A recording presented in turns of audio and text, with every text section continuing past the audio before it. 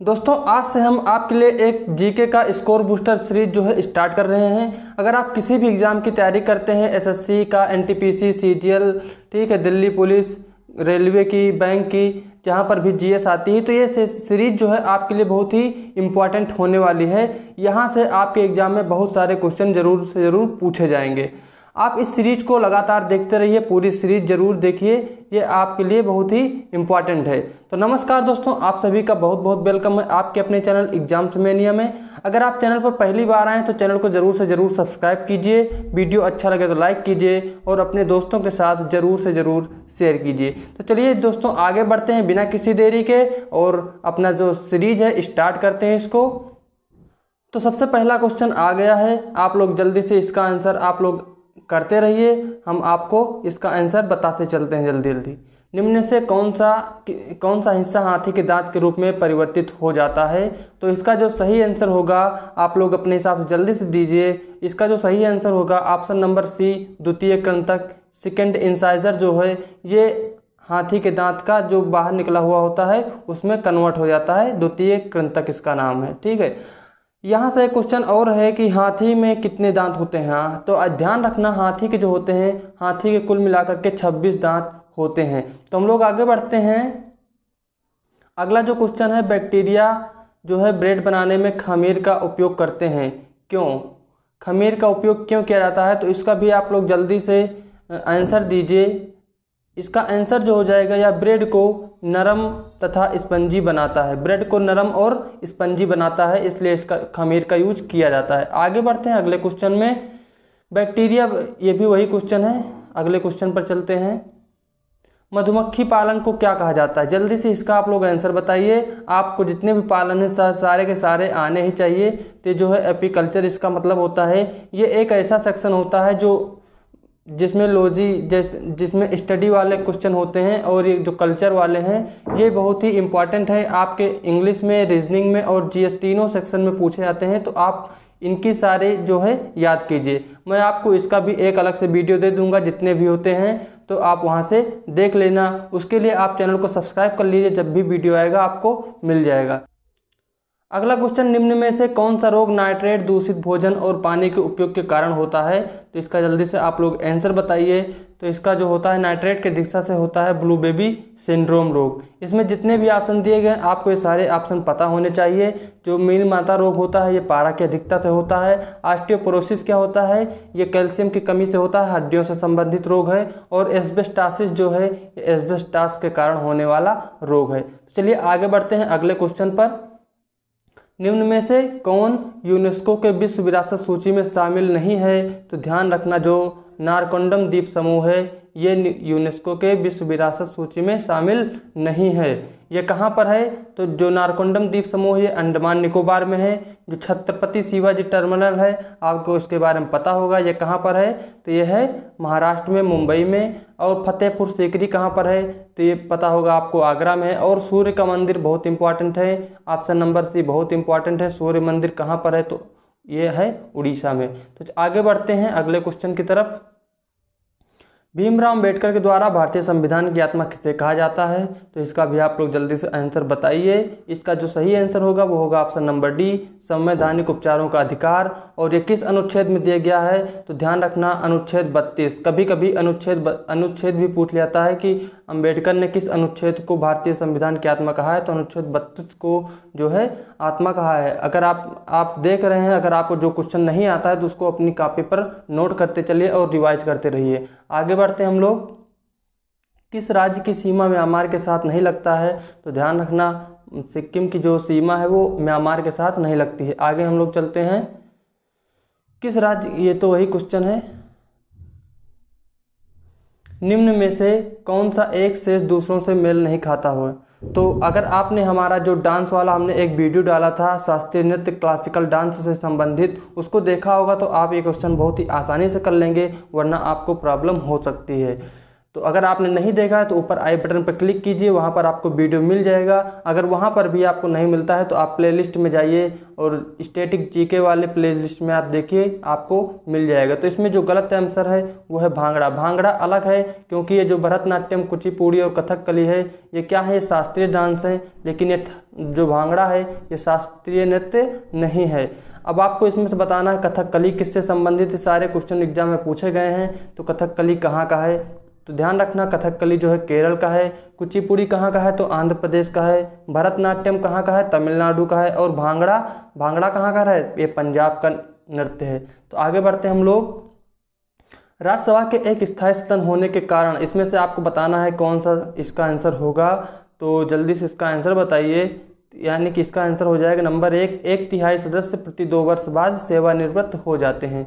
इसका पहला ऑप्शन सही हो जाएगा कि 1/3 सदस्य 2 वर्ष पर निकाल दिए जाते हैं, राज्यसभा से रिटायर हो जाते हैं। सुक्रोज के जल अपघटन को क्या से बनता है, यानी आपको बताना है कि सुक्रोज किससे मिलकर के बना हुआ है। तो जल्दी से इसका आप लोग आंसर बताइए। इसका आंसर हो जाएगा नंबर सी, सुक्रोज जो है ग्लूकोज और फ्रक्टोज से मिलकर बना होता है। आपसे यहाँ से एक क्वेश्चन है कि टेबल शर्करा किसे कहा जाता है, टेबल शुगर किसे कहते हैं। हमको कमेंट जरूर से जरूर करके बताइए। एग्जाम में कई बार पूछा गया है, आपके लिए इम्पोर्टेंट है, तो कमेंट आप लोग जरूर कीजिए। ठीक है, आगे चलते हैं हम लोग। अगला क्वेश्चन है हीमोग्लोबिन और क्लोरोफिल 2 जीव अणु हैं, इनमें से कौन सा कथन सही है। तो दरअसल ये जो है 2 क्वेश्चन होते हैं, अलग अलग क्वेश्चन भी पूछे गए हैं। तो यहाँ पर आप इसका सही आंसर हमें जल्दी से बताइए। इसका कौन सा ऑप्शन हो जाएगा, तो ऑप्शन नंबर सी इसका बिल्कुल करेक्ट हो जाएगा। क्लोरोफिल में मैग्नीशियम और हीमोग्लोबिन में लोहा पाया जाता है। ये दोनों अलग अलग भी पूछे जाते हैं कि क्लोरोफिल में क्या पाया जाता है। तो ध्यान रखना है क्लोरोफिल में कैल्शियम होता है और हीमोग्लोबिन में लोहा होता है। आगे चलते हैं हम लोग। और अगला क्वेश्चन है चमगादड़ में क्या पाया जाता है। चमगादड़ में पाया जाता है, तो आपको इसमें से आंसर बताना है। तो जल्दी से इसका आंसर बताइए कि क्या होगा। इसका आंसर हो जाएगा पराश्रव्य ध्वनि, पराश्रव्य ध्वनि। अब जो पराश्रव्य ध्वनि ये क्या होती है, तो ये जिसको हम लोग नहीं सुन सकते उसे पराश्रव्य कहते हैं। आपको पता होगा हम लोग 20 किलोहर्ट्ज से आगे की कम की ध्वनि हम लोग नहीं सुन सकते हैं। ठीक है, तो ये श्रव्य है, और इसके जो पीछे होता है यानी कि इससे जो कम होता है उसे हम पराश्रव्य कहते हैं। आगे बढ़ते हैं हम लोग। सौर ऊर्जा को विद्युत ऊर्जा में परिवर्तित करने के लिए क्या आवश्यक होता है। तो जल्दी से इसका भी आप लोग आंसर बताइए। सौर ऊर्जा को विद्युत ऊर्जा में परिवर्तित करने के लिए आवश्यक तत्व कौन सा है। तो इसका जो सही आंसर हो जाएगा वो हो जाएगा सिलिकॉन। सिलिकॉन आवश्यक तत्व होता है। इसी से जो सोलर बनता है, जो प्लेट देखी होगी आपने, इसी से बनता होता है। औरंगजेब के बाद कौन सा बहादुर शाह के नाम से भारत का सम्राट बना था। जल्दी से आप लोग इसका भी आंसर बताइए। तो इसका जो आंसर हो जाएगा वो हो जाएगा मोहम्मद मुअज्जम, और मोहम्मद मुअज्जम को ही शाह बेखबर के नाम से जाना जाता है। और आपको बताना है कमेंट करके कि औरंगजेब की मृत्यु कब हुई थी। औरंगजेब की मृत्यु कब हुई थी, कई बार एग्जाम में पूछा गया, तो इम्पॉर्टेंट है क्योंकि यहीं से जो है मॉडर्न इंडिया के स्टार्ट हुआ था। आधुनिक भारत स्टार्ट होता है यहीं से। तो आपको इसका आंसर याद रखना चाहिए। औरंगजेब की मृत्यु कब हुई थी, तो आप हमको कमेंट करके बताइए। आगे बढ़ते हैं। नर्मदा बचाओ आंदोलन किसके नेतृत्व में आरंभ हुआ था। ये हुआ था मेधा पाटकर के नेतृत्व में। आगे चलते हैं। अगला क्वेश्चन है बारूद का आविष्कार किसने किया था। तो इसका भी आप लोग आंसर बताइए जल्दी से।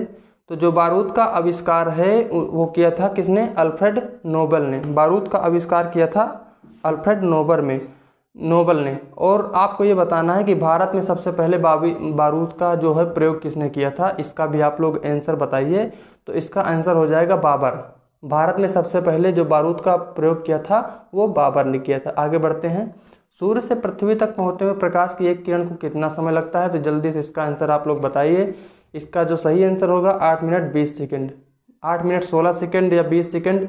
आपको ऑप्शन जैसे दिए जाएं उस हिसाब से आपको आंसर करना है। किसी में 16 सेकेंड में मिल जाता है, कहीं 20 सेकेंड में मिलता है, तो 16 से 20 सेकेंड वाला आपका आंसर हो जाएगा। आगे चलते हैं। भारत के किस राज्य में खारे पानी की सबसे बड़ी झील है। तो जल्दी से इसका आंसर बताइए। बहुत काफ़ी फेमस क्वेश्चन है, कई बार एग्जाम में आया हुआ है। तो इसका जो करेक्ट आंसर हो जाएगा वो हो जाएगा उड़ीसा। आपको पता होगा चिल्का झील जो है उड़ीसा में पाई जाती है और ये खारे पानी की सबसे बड़ी झील है। तो यहाँ से कई तरह क्वेश्चन पूछे जाते हैं कि खारे पानी की सबसे बड़ी झील कौन सी है। तो कौन सी हो जाएगी, चिल्का हो जाएगी। आपसे पूछा था कि चिल्का झील कहाँ पर है, तो उड़ीसा में है। ये अगला क्वेश्चन है, ठीक है। इस तरह के क्वेश्चन आपसे पूछे जाते हैं। और एक क्वेश्चन आपके सामने लिखा हुआ है कि भारत में किस राज्य में खारे पानी की सबसे बड़ी झील है, तो उड़ीसा में है। वह तापमान जिसका पाठ्यांक फ़ारेनहाइट और सेल्सियस दोनों पैमानों पर समान होता है, आपको बताना है किस तापमान पर जो फ़ारेनहाइट है और सेल्सियस से दोनों का ताप बराबर होता है, तो होता है -40 डिग्री पर, ठीक है। आपको एक रिलेशन याद रखना है, C/5 बराबर F-32/9, ये होता है इन दोनों में रिलेशन निकालने का फार्मूला। अगर आपको सेंटीग्रेड में दिया हुआ है तो आप फ़ारेनहाइट में निकाल सकते हैं, फ़ारेनहाइट में दिया है तो सेंटीग्रेड में निकाल ले सकते हैं। कभी कभी एग्जाम में इसका फार्मूला भी पूछा जाता है, तो आपको याद होना चाहिए C/5 बराबर F-32/9। आगे चलते हैं। द्रव चालित ब्रेक किस सिद्धांत पर काम करता है, तो जल्दी से आप इसका आंसर बताइए। इसका जो करेक्ट आंसर होगा वो हो जाएगा ए, पास्कल के नियम पर काम करता है। आगे चलते हैं भाई। अंतर्राष्ट्रीय वित्तीय निधि का मुख्यालय कहाँ पर है। आपको जितने भी अंतर्राष्ट्रीय संस्थाएं हैं उनका मुख्यालय आपको पता होना चाहिए, ठीक है। इसका भी आप जल्दी से बताइए कहाँ पर है। IMF का मुख्यालय कहाँ पर है, तो यह है वाशिंगटन DC में। वाशिंगटन DC क्या है, तो ये अमेरिका की क्या है, कैपिटल है। अमेरिका की राजधानी वाशिंगटन DC, यहाँ पर इसका मुख्यालय स्थित है। तो आगे चलते हैं हम लोग। हाउस ऑफ द पीपल को लोकसभा का नाम किस वर्ष दिया गया था, तो आप लोग इसका आंसर बताइए कि हाउस ऑफ पीपल को लोकसभा कब कहा गया, कब से इसका नाम जो है, हाउस ऑफ पीपल का नाम कब से लोकसभा पड़ा है, आपको ये बताना है। तो जल्दी से इसका आंसर बताइए। इसका जो करेक्ट आंसर वो हो जाएगा 1954 में। यहाँ से एक तरह का और क्वेश्चन पूछा था कि लोकसभा का पुराना नाम क्या है, तो वो है हाउस ऑफ दी पीपल। आगे बढ़ते हैं भाई। तो ये थे आपके क्वेश्चन। हमने लगभग 20 क्वेश्चन यहाँ पर किए हैं। उम्मीद करता हूँ आपको ये सेशन अच्छा लगा होगा। बाकी सेशन के लिए आप चैनल को सब्सक्राइब कर लीजिए और बेल आइकन को भी प्रेस कर दीजिए, ताकि जब भी मैं अगला वीडियो डालूंगा आपको उसका नोटिफिकेशन मिल जाएगा। तो फिर मिलेंगे दोस्तों अगले वीडियो में। वीडियो अच्छा लगा हो तो लाइक ज़रूर कीजिए।